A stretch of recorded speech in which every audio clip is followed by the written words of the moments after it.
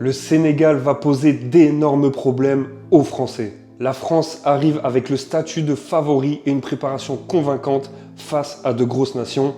Le Sénégal possède énormément de qualités et peut poser de sérieux problèmes malgré une dynamique plus irrégulière récemment. Je parle là sur la victoire de la France, mais une victoire assez compliquée.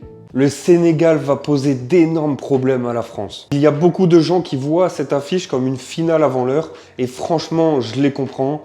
Mais pour moi, c'est surtout un énorme test dès le premier match pour deux sélections qui ont des ambitions très élevées et qui veulent envoyer un message à toute la compétition. D'ailleurs, donne-moi ton score en commentaire sur ce match, j'attends le tien avec impatience. La France arrive avec un objectif très clair, aller chercher une troisième Coupe du Monde après le titre de 2018 et la finale de 2022. Les Bleus occupent désormais la troisième place du classement FIFA et dans l'ensemble, ils ont répondu présent ces derniers mois.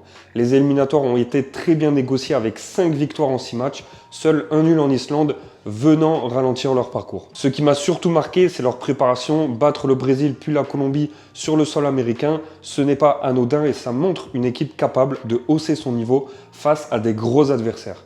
Il y a bien eu cette défaite contre la Côte d'Ivoire alors que les Français menaient à la pause, mais la réaction contre l'Irlande du Nord avec une victoire 3-1 permet de repartir sur une dynamique plus positive avant le début du match. En face, le Sénégal arrive avec une vraie envie de prouver sa valeur. La sélection participe à sa troisième Coupe du Monde consécutive et continue de s'installer parmi les nations importantes du continent africain.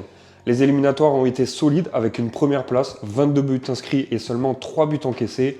Même si la qualification s'est jouée avec seulement 2 points d'avance sur la République démocratique du Congo. Les matchs amicaux de mars avaient confirmé cette bonne dynamique grâce à des succès contre le Pérou et la Gambie. En revanche, les dernières sorties ont été un peu moins convaincantes avec une défaite contre les États-Unis puis un match nul face à l'Arabie Saoudite. J'ai donc le sentiment que cette équipe possède de vraies qualités mais qu'elle cherche encore à retrouver la continuité qu'elle avait montrée pendant les qualifications. Au final, je pense que cette rencontre va surtout permettre de savoir laquelle de ces deux sélections est déjà prête pour aller très loin dans cette Coupe du Monde.